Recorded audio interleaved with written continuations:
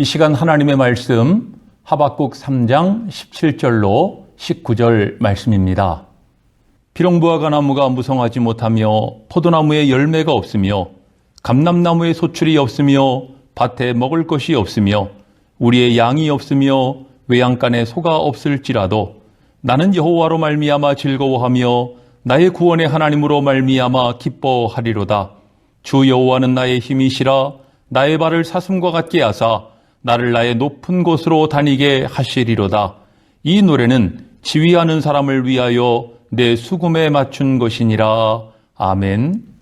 오늘부터 추석 명절 연휴가 시작되었습니다마는 코로나 유행으로 인해서 많은 것들이 절제되어야 하는 답답한 명절을 보내게 되었습니다.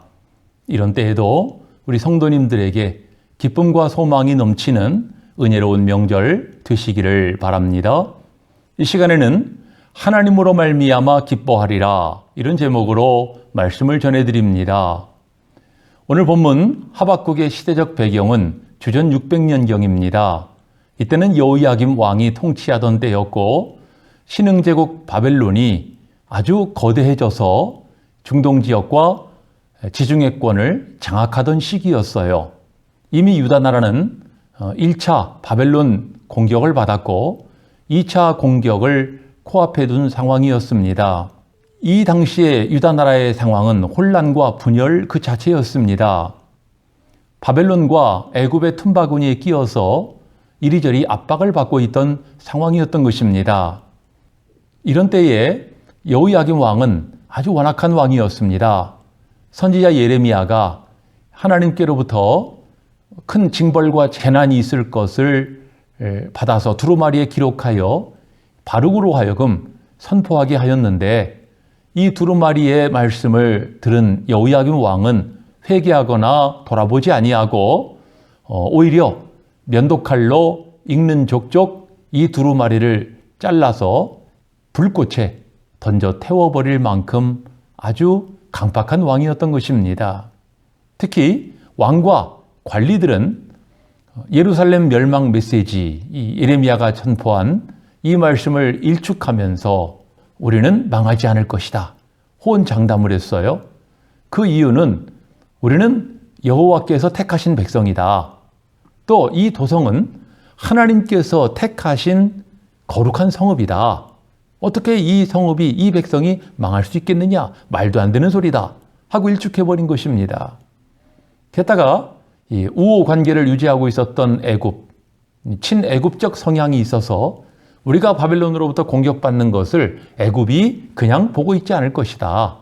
우리에게는 애굽이 있다는 것입니다. 정신적으로 애굽을 의지하고 있었다는 것입니다. 게다가 사납고 흉폭하며 하나님을 알지 못하는 할 리 없는 이 갈대아 사람들이 어떻게 감히 하나님이 택하신 백성과 이 성읍을 공격할 수 있겠느냐, 우리가 어찌 그들에 망할 수 있겠느냐라고 하는 그런 고정관념에 사로잡혀 있었던 것입니다.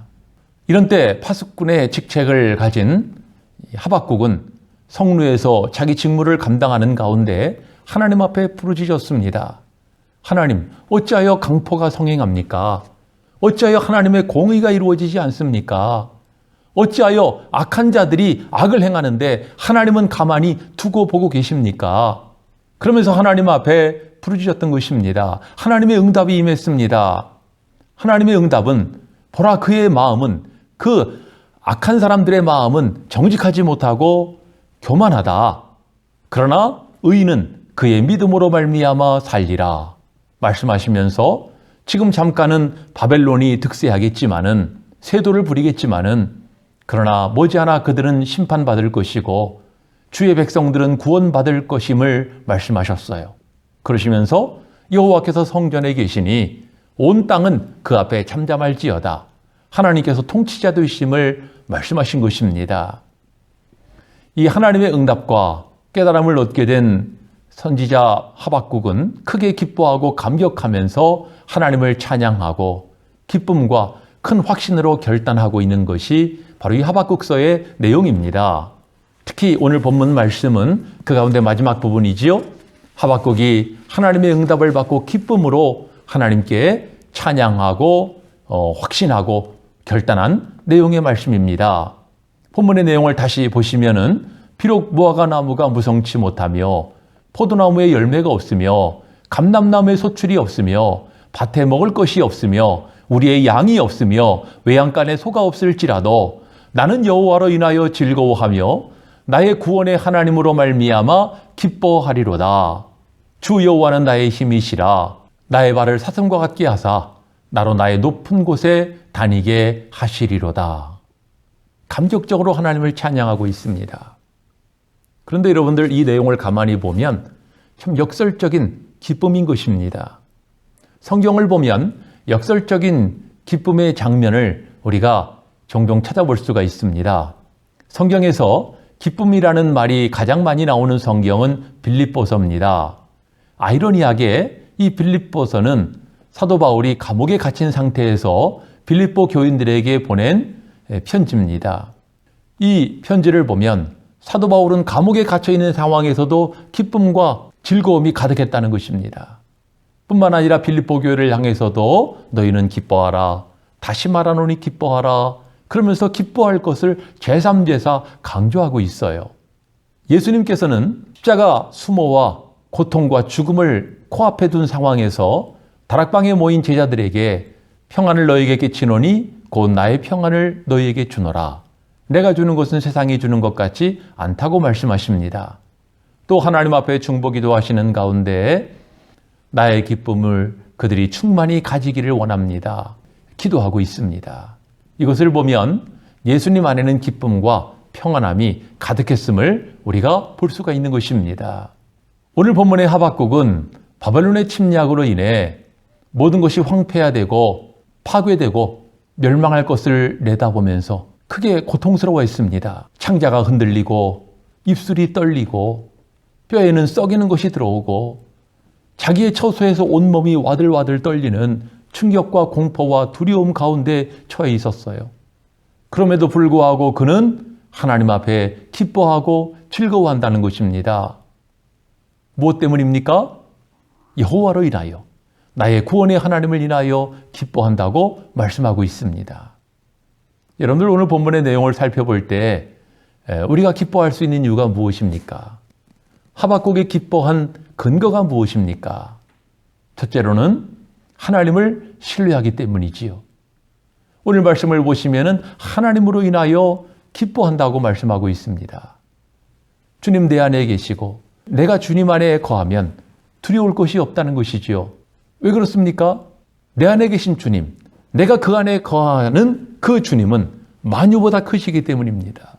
또한 하나님의 공의가 마침내 이루어질 것을 믿었기 때문입니다. 여러분들 오늘 이 시대의 뉴스를 들어보면 참 답답한 소식뿐이에요. 여야가 서로 대치 상황에 처해 있고 국론이 분열되어 있죠. 같은 사건을 보면서도 어느 당에 속했느냐에 따라 어느 파에 속했느냐, 보수파냐, 진보파냐, 거기에 속했느냐에 따라서 보는 가치와 기준이 달라지고 있다는 것입니다. 아무것도 모르는 사람이 보면 헷갈릴 수밖에 없어요. 여러분들, 이 공의가 시행되지 못하고 불의가 득세하게 되면은 크게 우리는 두려워하고 불안해하고 답답해하고 절망할 수밖에 없어요. 하박국도 이런 괴로운 심정이었습니다. 그러나 그는 하나님 앞에 부르짖는 가운데 하나님의 응답과 깨달음을 얻게 된 것입니다. 당장만을 바라보지 말고 멀리 바라보게 되었어요. 그런 하나님의 눈을 갖게 된 것입니다. 마침내 하나님의 공의가 시행되고 그리고 구원과 심판이 이루어질 것을 바라보고 하나님 앞에 크게 감사하고 기뻐하면서 확신으로 선언하고 선포하고 있는 것입니다. 셋째는 구원으로 인한 기쁨입니다. 나의 구원의 하나님으로 말미암아 기뻐하리로다. 여기서 이 구원은 두 가지 차원을 함축하고 있죠. 하나는 민족의 구원이요, 또 하나는 자신의 구원입니다. 지금은 유다 나라가 범죄함으로 말미암아 하나님께서 바벨론이라고 하는 채찍을 들어서 징벌하시겠지만은 그러나 마침내 하나님은 자기 백성을 구원하신다는 것입니다. 또 하박국 개인의 입장으로 봤을 때 그가 하나님 앞에 부르짖었고 하나님께서 응답하시는, 즉 하나님과 자신과의 인격적인 관계 속에서 하나님은 나를 구원하시고 나와 함께 하심을 확신하게 되었고, 이로 말미암아 기쁨으로 하나님을 찬양하게 된 것입니다. 예수님은 내가 주는 평안은 세상이 주는 것 같지 않다고 말씀하셔요. 이처럼 하나님이 주시는 기쁨도 세상이 주는 기쁨과 같지 않은 것입니다. 그러니 우리는 세상의 기쁨을 추구하는 자들이 아니라 하나님이 주시는 기쁨을 소망해야 할 줄로 믿습니다. 하박국처럼 하나님과의 신뢰의 관계 속에서 하나님의 공의가 이루어질 것을 믿으면서 마침내 하나님께서 구원하시고 회복하실 것을 믿으면서 우리는 기뻐하는 자가 되어야 하겠습니다.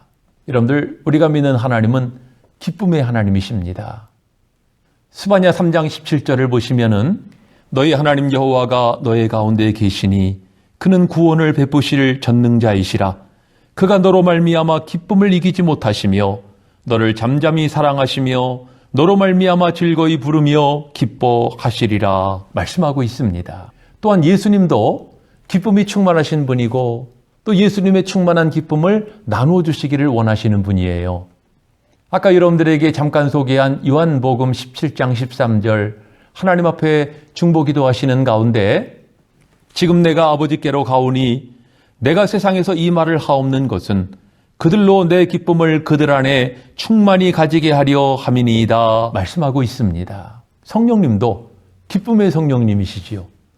성령의 9가지 열매 가운데 보면 희락의 열매라는 것이 있어요. 희락이란 무엇입니까? 기쁨과 즐거움 아닙니까? 그러므로 성령이 함께 하시는 사람은 날마다 기뻐하고 즐거워하는 열매를 맺게 되는 것입니다. 우리에게 기뻐하라고 말씀하십니다. 명절에 고향을 찾고 부모님을 만나면 여러분들 부모님이 무엇 때문에 기뻐합니까? 모인 자녀손들이 잘 됐다는 소식. 그것 때문에 기뻐하는 모습을 보면 부모님들이 기뻐하는 것처럼 하나님께서도 우리가 기뻐하는 모습을 보기를 원하신다는 것입니다. 데살로니가전서 5장 16절을 보시면 항상 기뻐하라. 빌립보서 4장 4절에서도 주 안에서 항상 기뻐하라. 내가 다시 말하노니 기뻐하라. 느헤미야 8장 10절에서는 여호와를 기뻐하는 것이 너희의 힘이니라. 시편 37편 4절에서는 또 여호와를 기뻐하라. 그가 내 마음의 소원을 내게 이루어 주시리라고 말씀하신 것입니다.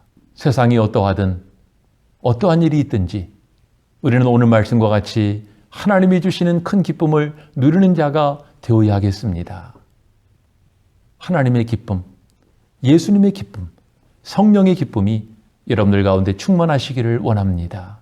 그래서 이번 명절이 하나님의 은혜 가운데 풍성한 기쁨과 즐거움으로 충만한 여러분들 다 되시기를 주의 이름으로 축원합니다. 기도하시겠습니다.